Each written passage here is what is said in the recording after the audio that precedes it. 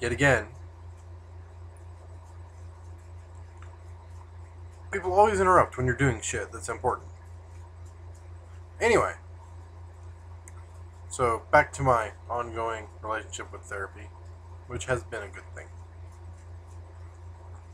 Um, After elementary school and a mostly uneventful, middle school and high school, because they know that if you fuck with me and I'll fucking kill you.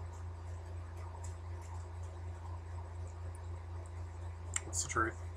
Takes a lot to get me there, but I'll put up with a lot of shit before I get to that point. But once I do, sayonara. Anyway, um, fast forward a good number of years. I lived my life and I've done a number of things, and came out, kissed a dude, fucked a dude, blah blah blah. Then for Christmas, uh, we got a cancer diagnosis from on my dad. Um, my mom and I are now cancer survivors. Multiple times for my mom. Um, anyway, that's another rant. Sorry. It, it will happen. Um, that was hell. And there is no way, really, to describe what happened. I mean, I could tell you and be specific in description, but it's just such a big thing.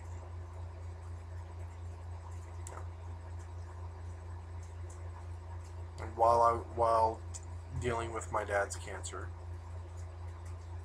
day in, day out, working and going to school,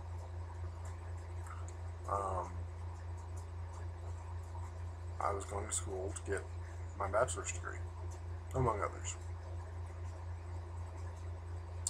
Um, Student therapy, or free student therapy, is a really good thing. It helped a lot. It didn't solve any problem. It really didn't. But it did allow me to continue doing what I needed to do on a daily basis. And I have taken the Wexler Are You Fucking Crazy test. While I don't know the specific results, and I really shouldn't know any, according to the results, I should have been institutionalized because I was non-functional. And it's true, I was not functional. And I was brutally honest on that test. Completely. Now, having been in therapy and everything, I knew my issues pretty damn well.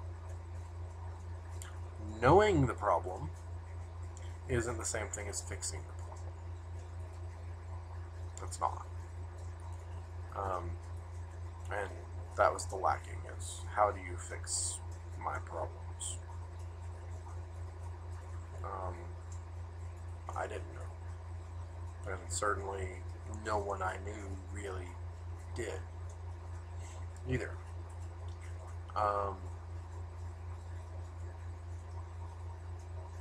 But it did help. It kept me here. Then life moved on. Dad died. I graduated. I still had no job.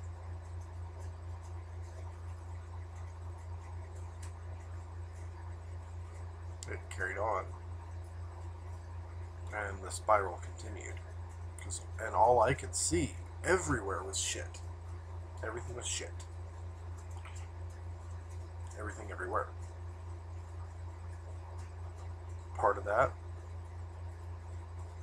was because when I was telling people directly, hey, there are problems. I'm having issues. All I ever got was, do what you gotta do. What? That doesn't really help. I mean, you know, it's good to know, but... and you do it, but... it's a half step. And...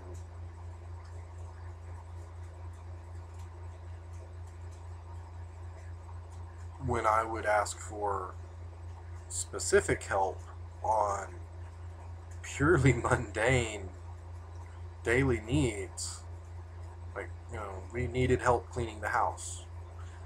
It's been 2 years since my dad died, and we're still trying to clean the fucking house.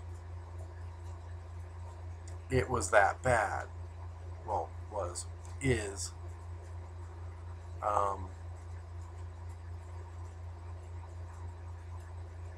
And I couldn't even get help for the simplest mundane thing, which pisses me the fuck off even now. Because if you're going to tell me you're my brother and that you love me, that you have my back, and not just, you know, friends, but siblings and other people, if you're going to tell me those things, then fucking back it up. If you can't and you don't, not only are you lying to me, you are a fucking hypocrite.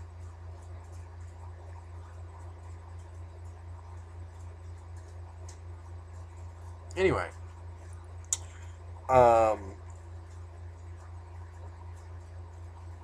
so things got really, really bad. I was doing things that I really should not have been doing. I'm morally opposed to. And I was no longer a student, so the only therapy I had was friends or alcohol. And I've never been a bottle kind of guy. Although I was seriously tempted.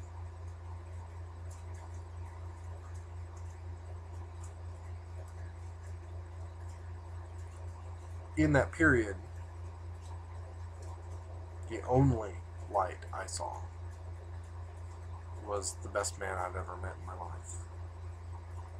I would be honored beyond words to call him just friend, but anything more than that. That said, he's straight. It's not going to happen. I'm okay with that.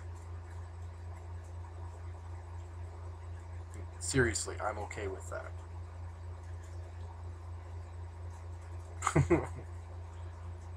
But I'm also the guy that is not afraid to tell you the truth. So, anyway, things got bad. I had a plan. I acted to further it. There were multiple days where I was enraged that I was still alive. That I had not yet pulled the trigger on that particular gun. Whatever it was. And I'm not going to go into details because you don't need to know. But I was fully prepared to die. But there were elements of my life that have always been a part of my life that said, no, this isn't going to happen yet. We're going to interfere with your processes on this, because we know you don't do things halfway. And then I reached out one more time. to that amazing man and told him, hey, I'm telling you this so that I don't do this. Because if I say something, it's not going to happen. Just by the act of me not saying. Or just by the act of me saying that I was going to.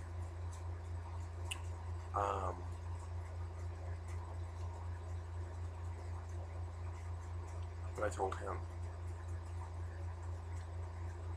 He understood that it was a big deal. He's got issues of his own.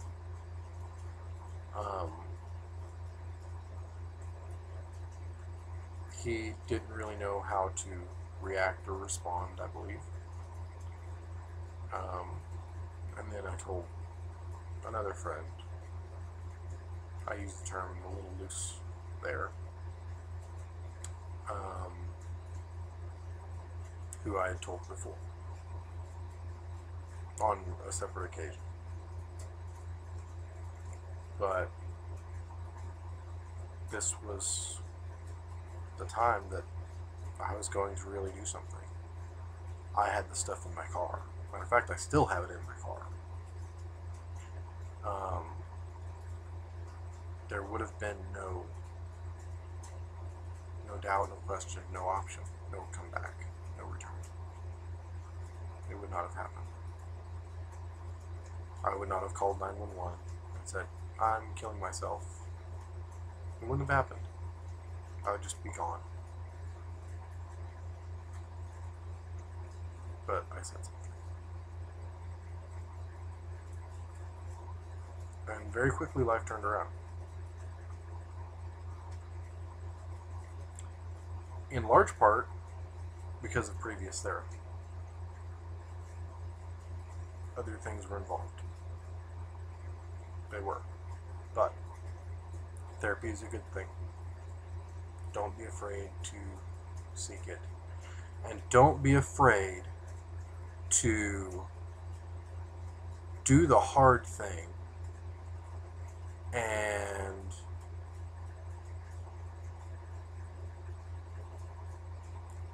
just be there. Just be there. If you don't know what to do, pick up the phone, ask someone who does. If you get the phone call, I'm dying right now, call 911. Don't tell someone that you love them and then not be there. Intentionally, anyway. If it's unavoidable, it's unavoidable. That happens. But don't be willful about it. Don't not do because you're caught up in your own life. Because you could save a life. You can save a life. Just by opening your heart and being real about that love, that care. Whether it's your mother, your sister, your brother, your father, your cousin, your uncle 3 times removed. Doesn't matter. Whether it's the neighbor kid. You can save a life. Be willing to care. It might save your life too.